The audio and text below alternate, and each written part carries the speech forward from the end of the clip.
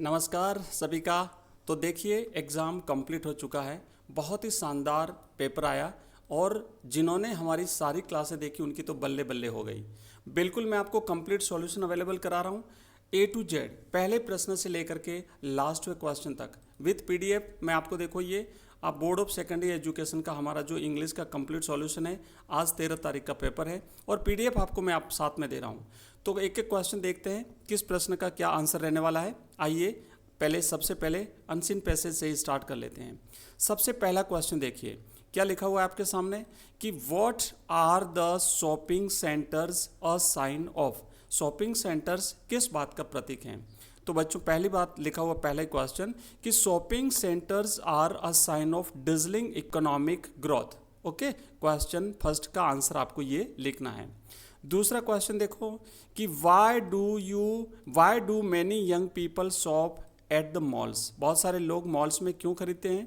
तो आंसर ये लिखना है कि many young people shop at the mall so that they can look good when they meet their friends here there. जब भी वो अपने मित्र से मिले तो वो अच्छे दिखें, इसलिए वो शॉपिंग मॉल से खरीदते हैं। जैसा कि पैसेज में आंसर दिया गया उसके अकॉर्डिंग ये आंसर क्रिएट हुए हैं बच्चों।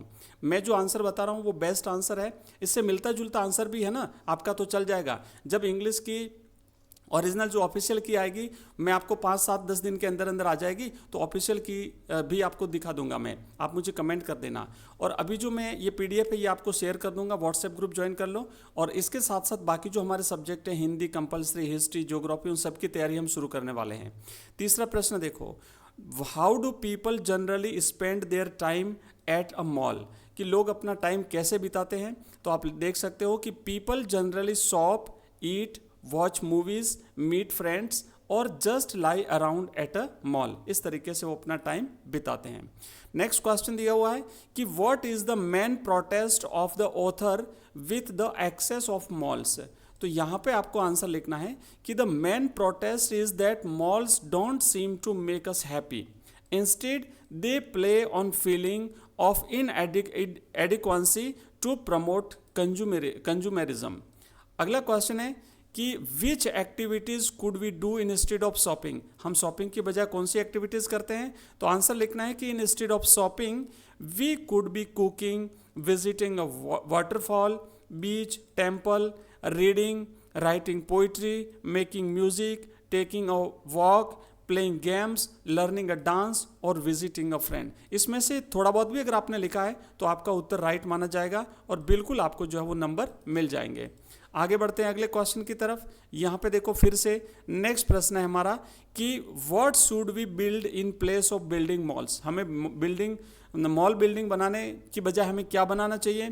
तो आप लिख सकते हैं कि we should build libraries, theatres, art galleries, museums, sport halls, park और एनिमल सेंचुरीज बनानी चाहिए। अब सबसे क्रिटिकल क्वेश्चंस आते हैं क्योंकि यहाँ पे सबसे ज़्यादा बच्चों को प्रॉब्लम होती है और आप चाहते हैं कि इसका आंसर सबसे पहले बताया जाए। तो देखो भाई, हमें find out the words from the passage which means the same. हमें सिमिलर वर्ड ढूंढना है। तो वेरी बिग इन साइज के लिए आपको लिखना है मैसिव, है ना। मैसिव इसका सही जवाब होगा, MASSIVE, मैसिव।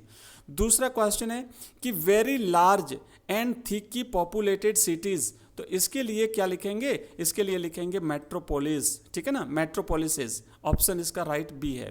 और तीसरा क्वेश्चन है कि प्लेस वेयर बर्ड्स और animals are protected from being hunted. जहाँ पे पशु पक्षियों को शिकार होने से बचाया जाता है तो उसे हम सेंचुरीज कहते हैं, अभयारण्य जिसे हम कहते हैं। तो ये हमारे पहले पैसेज के, अनसीन पैसेज के 9 प्रश्न। अगर आपने ये 9 आंसर लिखे हैं तो आपको पूरे में से पूरे नंबर मिलेंगे।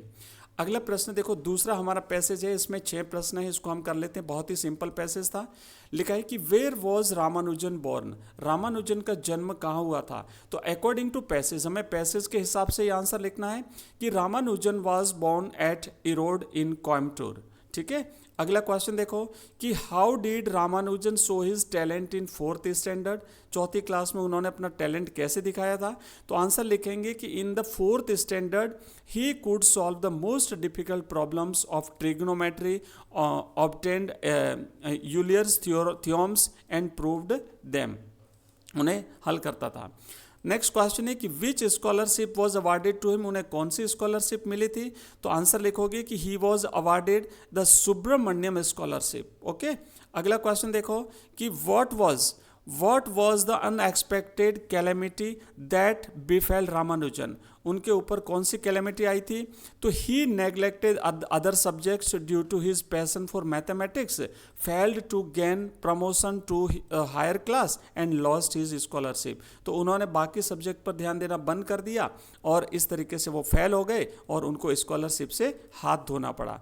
नेक्स्ट क्वेश्चन है find the opposite word of reach. Reach का ऑपोजिट वर्ड आपको पैसेज में से ढूंढना है। तो बच्चों रीच का ऑपोजिट वर्ड होगा पुअर, जो पैसेज में साफ साफ लिखा हुआ है। अगला क्वेश्चन है कि found out the same word for inspired. Inspired का सिमिलर वर्ड आपको ढूंढना है। तो इंस्पायर्ड का सिमिलर वर्ड होगा एनकरेज्ड या फिर राउज्ड। ओके, राउज्ड, ये दो में से कोई भी एक आप लिख सकते हो। अगला क्वेश्चन देखो नेक्स्ट। तो ये 6 प्रश्न पूरे हुए। अब हमारे यहाँ पे शुरू होता है बच्चों, देखो कि आपको अमित हैं, आप sports secretary government senior secondary school Dausa के, एक नोटिस आपको लिखना है। 80 शब्दों में आपको नोटिस लिखना है। स्टूडेंट्स को इनवाइट करना है कि जो इसमें पार्टिसिपेट करना चाहते हैं। तो अब आपको क्या करना है, इंटर स्कूल क्रिकेट टूर्नामेंट हेतु आपको नोटिस लिखना है। तो नोटिस मैंने आपको बेस्ट तरीके से लिखना बताया था। नोटिस आपको लिखना है, किस तरीके से लिखेंगे वो सारी चीज़ें हम अलग से आपको बता देंगे, ठीक है ना। यहाँ पे सारी हिंट तो लिखे हुए हैं, लेकिन एग्जैक्ट इसका जो फॉर्मेट है वो मैं आपको अलग से बताऊंगा। अभी हम केवल आंसर देख लेते हैं। नेक्स्ट देखो, ये रिपोर्ट लिखनी थी और रिपोर्ट बिल्कुल मैंने आपको शानदार तरीके से बना के दी थी। आप लोगों ने जिन्होंने देखी होगी वो किया होगा। Importance of tree plantation, exact paragraph मैंने जो ट्री प्लांटेशन पे हमने जो रिपोर्ट लिखी थी ना, वो पैराग्राफ में आ गई, मतलब पैराग्राफ पूछ लिया गया। तो सेम ट्री प्लांटेशन आप देखो कितना इंपॉर्टेंट टॉपिक है, जो हमने बताया था वो सीधे सीधे आया आपके। उसके बाद एक लेटर आया है आपका, और आप जो है एक जॉब एप्लीकेशन, मैंने आपको 2 जॉब एप्लीकेशन लिखाए थे। अगर आपने ध्यान दिया होगा तो निश्चित रूप से आप यहाँ से डायरेक्ट लिख सकते थे। अब हम सबसे जो हमारा स्कोरिंग टॉपिक होता है वो है ग्रामर, और ग्रामर मैं आपको बता देता हूँ, वैसे बहुत ही ईजी ग्रामर थी। तो जल्दी से हम देख लेते हैं किसमें क्या राइट होगा। 6ठे प्रश्न का पहला है कि he was by my aunt. तो यहाँ पे ये कह रहा है कि भाई उसका पालन पोषण किया गया मेरी आंट के द्वारा। तो पालन पोषण के लिए ब्रॉट अप आता है कि ब्रॉट डाउन आता है? तो बच्चों ब्रिंग अप आता है ना, ब्रिंग, और ब्रिंग का ब्रॉट हो गया पास्ट टेंस के हिसाब से, तो इसमें आएगा ब्रॉट अप। दूसरा है कि when do you in the morning, भाई सुबह आप कितने बजे उठते हो? तो उठने को गेट अप बोलते हैं। ओके, तो सही जवाब होगा when do you get up. मैं ये पीडीएफ आपको आंसर के रूप में अवेलेबल करा दूंगा। इन सब के आंसर हमने लिखे हुए, जैसे ब्रॉट अप है, गेट अप है, फिर ब्रॉक आउट है ना, ब्रेक आउट। क्या कहा है कि द फायर एट मिडनाइट, रात्रि में आग लगी, तो आग लगने को ब्रॉक आउट कहते हैं। आप याद करो, मैंने कहा था बच्चों कि ब्रिंग अप आएगा मतलब आएगा। हमारी ग्रामर की जिन्होंने क्लासें देखी थी उनकी तो बल्ले बल्ले हुई है। एग्जैक्ट देखो यहाँ से मिला कि नहीं मिला, गेटअप का मतलब यहाँ आया कि नहीं आया, और ब्रॉक आउट तो मैंने कई बार चिल्ला चिल्ला के आपको कहा था। जिन्होंने याद किया उनका बिल्कुल शानदार गया होगा। अगला क्वेश्चन देखो, he is both a singer and. तो जहां बोथ आता है उसके साथ एंड आता है। बोथ और एंड की दोस्ती होती है, मैंने बताया था ग्रुप में जोड़े में याद करो, तो एंड आ गया। इसके बाद देखो, I know where he lives, अगर प्लेस हो, जगह हो, तो वहां पे वेयर आता है जगह के लिए, तो यहाँ पे राइट आंसर होगा वेयर। अगला है कि Vinita is taller than Shweta. तो राइट आंसर यहाँ पे देखो, इसके तीनों के मैं आपको बता देता हूँ। Vinita is taller than Shweta, where हो गया और एंड हो गया। तो इस तरीके से कंप्लीट आंसर आपने लिख दिया। अब देखो यहाँ पे हमें कंबाइन करना है और इन्फिनिटिव और पार्टिसिपल सिंपल सेंटेंस बनाना था। सबसे इजी प्रश्न आया है, he took a paper to write a letter. Wrote की जगह केवल क्या आएगा, राइट करना है, और ही की जगह टू लगा देना, मतलब ही को हटा के टू लगा देना है। तो आप इस सेंटेंस को इस तरीके से, अगर जिन्होंने भी लिखा है कि he took a paper to write a letter, infinitive का यूज करते हुए, तो उनका राइट है, पूरा 1 नंबर उनको मिलेगा। दूसरा है she finished her work, she went to sleep. अब इसे पार्टिसिपल बनाना है, वर्ब की फर्स्ट फॉर्म में आईएनजी जोड़ना है। तो फिनिश को हम ईडी हटा करके आईएनजी जोड़ेंगे, फिनिशिंग हर वर्क कॉमा लगाएंगे यहाँ पे, सी वेंट टू स्लीप। तो ऐसा आंसर जिसने लिखा है कि having finished her work she went to sleep, तो इसका जो है वो आपका राइट हो जाएगा। अगला क्वेश्चन देखो, नेक्स्ट अब है कि बिल्कुल सिंपल, ये तो इतना सिंपल आया है, एक जो कंडीशनल सेंटेंस है, एक तरफ प्रेजेंट, यहाँ पे देखो फ्यूचर सिंपल है तो इधर आएगा प्रेजेंट सिंपल, तो आई के साथ क्या लगेगा, सीधा गो लगेगा, गो के साथ और आपको कुछ भी लगाना नहीं है, केवल गो का गो ही रहेगा। और दूसरी जो है ना, मैंने आपको देखो पढ़ाया तब ये कहा था कि इंपॉर्टेंट है, आप नोट कर लो, मैंने आपको इंपॉर्टेंट लिखवाया था। और यहाँ पर बिल्कुल बी की 5 फॉर्म्स भी मैंने बताई थी, प्रेजेंट में इज आर एम और पास्ट में वॉज वर, तो यहाँ पे वर आएगा WERE, मैंने अच्छी तरह से आपको बताया था, जिन बच्चों ने क्लासें देखी है बिल्कुल वर आप देख सकते हो, यहाँ पे आपको लिखना है, काल्पनिक जब होती है कंडीशन। तो उसके बाद देखो चलो यहाँ से पैसेज है कि the day everything at the school was so still and quiet, तो accord as a Sunday morning है ना, इसका सही जवाब होगा कि एवरीथिंग, तो इसका राइट आंसर है संडे मॉर्निंग, इसका सही जवाब है संडे मॉर्निंग। दूसरा क्वेश्चन देखो, I had counted on the commotion who does the word I refer to, I किसके लिए आया, किसने कहा था, वो तो उसने कहा था ना, फ्रेंच ने, स्कूल जा रहा था तो कहा था मुझे शोरगुल पर भरोसा है, तो बच्चों इस प्रश्न का सही जवाब होगा 4 ऑप्शन, ये जो है फ्रेंच ने कहा था। अगला क्वेश्चन देखो नेक्स्ट कि एम हेमेल वॉज वॉकिंग विथ एम हेमेल किसके साथ चल रहे थे, तो याद करो उनके हाथ में एक terrible iron ruler under his arms, है ना, एक टेरिबल आयरन रूलर हमेशा उनके हाथ में होता था। Next, where could a great bustle be heard usually, सामान्यतः एक ग्रेट बसल कहाँ सुनाई देता था, तो स्कूल में सुनाई देता था, out of the street, school के बाहर की जो गली थी वहां पे सुनाई देता था। Next, why was French frighten, French क्यों फ्राइटन था, देखो मैंने आपको जो फ्लेमिंगो बुक के जो क्वेश्चन आंसर करवाए थे उसमें सीधा सीधा ये प्रश्न लिया था, तो याद था ना आपको कि उसे पार्टिसिपल्स पर प्रश्न याद करना था और उसने नहीं याद किया था, और दूसरा वो लेट था, तो वो इसीलिए फ्राइट था क्योंकि he was late and had to enter before everybody, सभी के सामने उसे क्लास में प्रवेश करना था और उसे पार्टिसिपल पर प्रश्न याद नहीं थे। नेक्स्ट है कि व्हाट डिड एम हेमेल से टू फ्रेंड्स, एम हेमेल ने फ्रेंड्स से क्या कहा था भाई, तो उस समय कहा था go to your place quickly little friends, we were beginning without you, हम तुम्हारे बिना ही स्टार्ट करने वाले थे। ओके, इसके बाद देखो अब ये जो बड़े प्रश्न है मैं आपको करवाऊंगा, ये सारे आंसर मेरे पास लिखे हुए हैं, उससे पहले हम सीधे चलते हैं, उससे हम पहले हम सीधे लास्ट में चलते हैं, जो ऑब्जेक्टिव टाइप के प्रश्न हैं वो हम कर लेते हैं।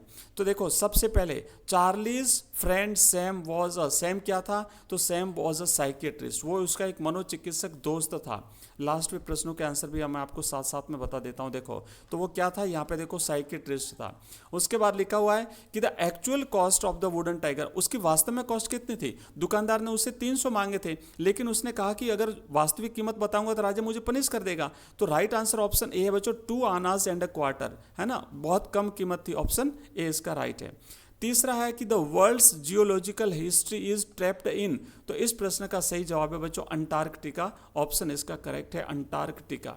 अगला क्वेश्चन है कि the academic Shokalskiy was the name of a Russian research vessel, तो answer vessel is the correct answer है इसका। ओके, आगे बढ़ो। नेक्स्ट देखो ई का है कि Sadao's father sent him to America for learning, तो उसे क्या कहाँ भेजा था, अमेरिका भेजा था, क्या करने के लिए, पढ़ाई करने के लिए, मेडिसिन सीखने के लिए और सर्जरी सीखने के लिए। नेक्स्ट है mister lamb had lost one of his leg, उसकी एक टांग कहाँ खो गई थी, तो इन अ बॉम्ब एक्सप्लोजन, विस्फोट हुआ था उसमें उसकी एक टांग खो गई थी। नेक्स्ट है the British jewellers sent a bill for, British jewellers ने कोलकाता से महाराजा को कितने रुपए का बिल भेजा था, भाई 3 लाख रुपए का बिल भेजा था। अगला क्वेश्चन है कि the landlord open the parcel and began to eat, तो लैंडलॉर्ड ने वो पार्सल खोला और उसमें से क्या खाने लगा, उसमें से वडाइज खाने लगा। 3 एक्सप्लॉइड इन, और उसके बाद देखो लास्ट है कि नाम क्या था, तो चिल्ला चिल्ला के बताया था उसका नाम टॉम था, और मुझे आशा है कि शायद आप लोगों ने सभी ने ये राइट आंसर किया होगा।